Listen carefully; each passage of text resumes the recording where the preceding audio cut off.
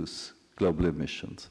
So we have to start delivering the great transformation in the next 3 decades, more or less, but we have to initiate it in the next 3 years. This is the challenge.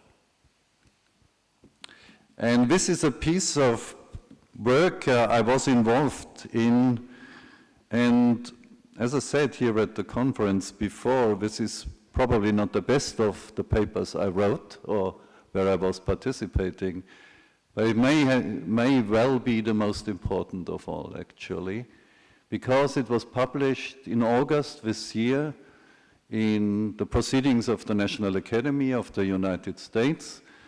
And it was downloaded from the website in 2 weeks 400,000 times. You know, this is not a picture on Instagram, so it is a dry scientific paper, and nevertheless it created huge waves around the planet. And this is about, I'll show you the next slide. You know, these are, if you like, the vital organs of our planet. The big rainforests, you see the Amazon rainforest, the coral reefs, the Great Barrier Reefs. You have the big ice sheets, Greenland ice sheet, Western Arctic ice sheet. You have the patterns in the ocean like the Gulf Stream, and you have the jet stream high above us, 10 to 12 kilometers above ground, which is organizing our weather, in particular in Europe, for example. So the big drought we have on the Northern Hemisphere, and you are aware of the wildfires now blazing in California, all these extreme events on the Northern Hemisphere have to do with a reorganization of the jet stream. And this again is caused by polar warming, because the Arctic is warming 4 times the velocity of the rest of the planet. That means the ice is melting.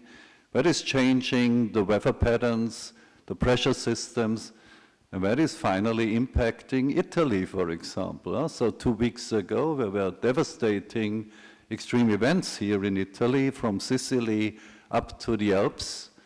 And this had to do with one extreme sort of aberrations of the jet stream. Now, what we did in that paper is the following. We looked not only what will happen to the Greenland ice sheet if we warm up the planet. We assume that it will start melting irreversibly above 1.5 degrees. That's why the 1.5 degrees is so important. But it will have an impact on other things. For example, if Greenland melts, it will have an impact on the Gulf Stream, the thermaline circulation, and this again will have an impact on the biological productivity of the Southern Atlantic, and in particular if the permafrost melts in Siberia, in Alaska, in Sweden, and so on. Another very important greenhouse gas will be released. It will be converted into CO2 quickly. That is methane. And there's so much, if you like, frozen greenhouse gases in the tundra, in the Arctic regions, that this could accelerate global warming. So if this is released, we might not end up, even if we aim for between 1.5 or 2 degrees, but the system may just run away, spin out of control, and go into the realm of 5 or 6 or even more degrees. So you see, this is a very, very big risk. We cannot quantify it yet, but it's possible. So that means, and you do not need to read the small print here, what I'm saying is more or less, we do not know yet what will happen if we stabilize global warming for the time being at 2 degrees or below. Will the system stay there, behave decently, and just accept that we tried to confine global warming, or will it just slip away into 5 or 6 degrees warming? And actually, this is not just a theory, when you could say, well, scientists run their computers, they come up with whatever they are interested in. If you look back into the history of this planet, if you go back 3 million years, for example, when we had the same concentration of CO2 as we have right now already, and the world was 2 or 3 degrees warmer, so that is more or less the Paris range, sea level was about 10 meters higher. But if you go even further back, 15 million years ago, into the so-called Miocene, when temperatures were 5 to 6 degrees warmer, with the same level of CO2 in the atmosphere as we have already generated, and sea level was up to 60 meters higher. How could you defend Venice against 60 meter sea level rise? That is absolutely important. So you can calculate, there was a paper recently on that half of all the World Heritage sites would be just drowned if that would happen. No? So this is a dire perspective, and we need to do everything to avoid that. So another paper we published in the magazine Science, so very prestigious one, the so-called Roadmap for Rapid Decarbonization. And it more or less says that we have to halve global emissions every decade. It's like a power law. You have heard about Moore's law on the growth of capacity on transistors and computer gadgets and so on. So there's a doubling of capacity every 2 or 3 years. We need something like a Moore's law actually for decarbonization. So halving emissions every decade, really. That is the challenge. Otherwise, we have not the slightest chance to deliver on Paris, let alone on the 1.5 degrees. So keep that in mind. So I'll skip that. There are many solutions, and I will just, in order to save time, focus on just one idea, because we need ideas. There's a program, 30 solutions for 2030, but these solutions, if they would be implemented, would actually deliver the first halving of global emissions. So that would be the first of 3 or 4 steps, actually, and we could go into the detail. But I'll just pick up one where I have been involved also. That is a paper that is currently reviewed in Nature. And that's it. You know, and maybe I first go here. Now, greenhouse gas emissions come from many sources. Of course, from power generation using coal, which is the worst you can do. Driving a car, which is not an electric car.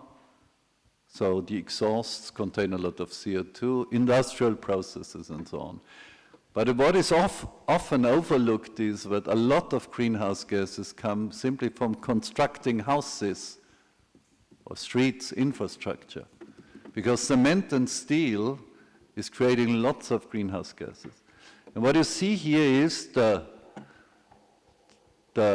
upper sort of bar you see there is about how many emissions can we still allow ourselves in order not to destroy the Paris Agreement. And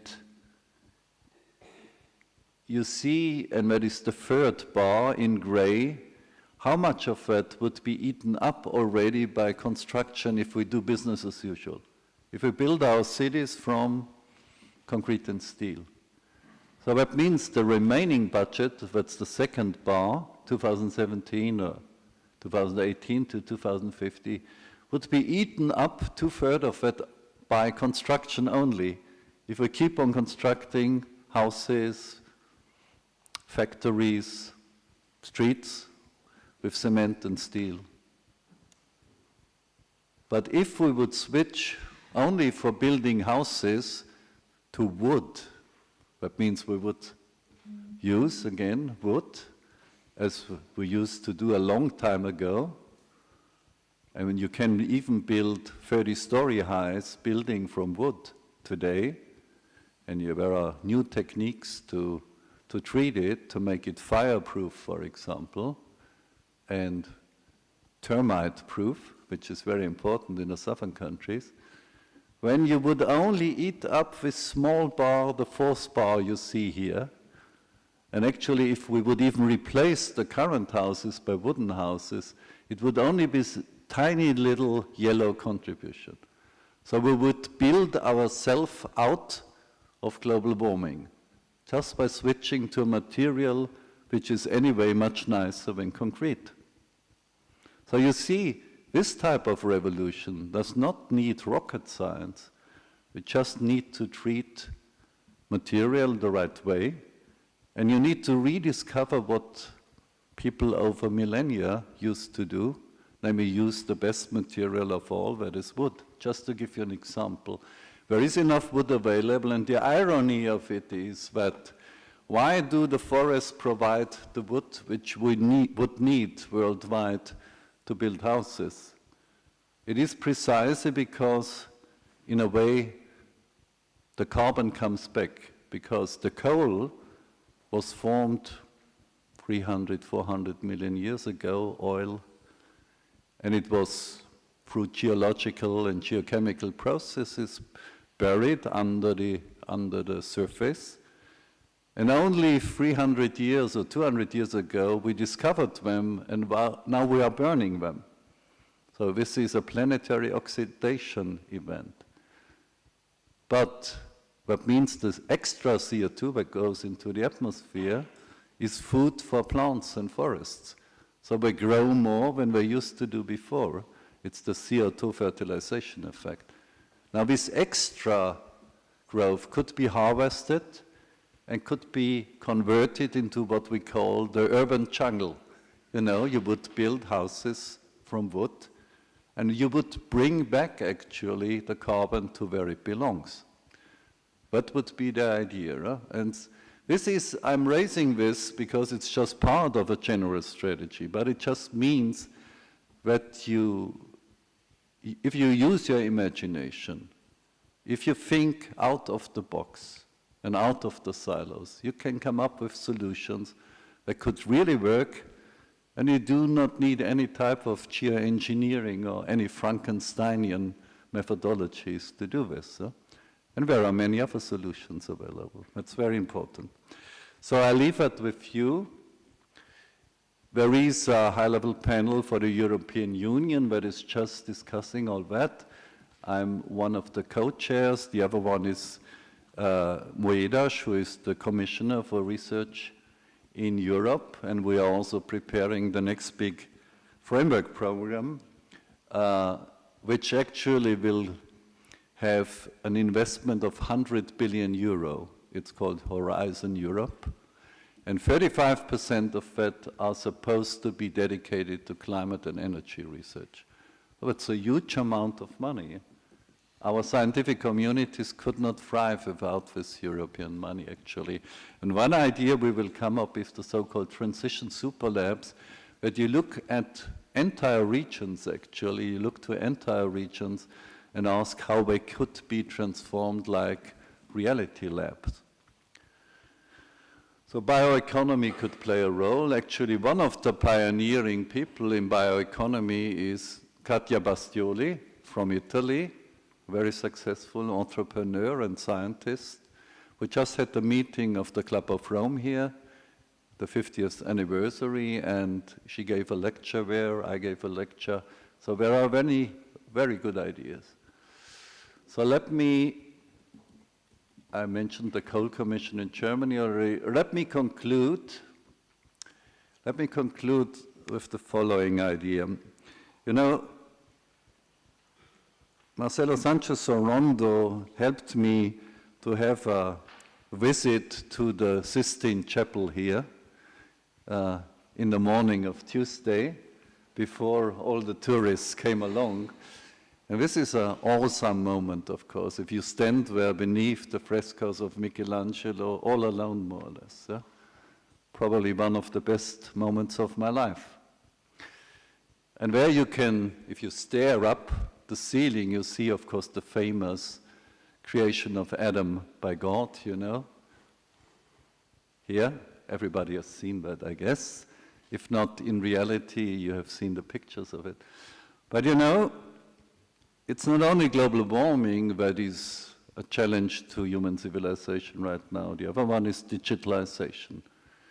Digitalization can help us to manage the transition, to help decarbonize the global economy much better, much faster, at lesser costs actually, if we use it wisely.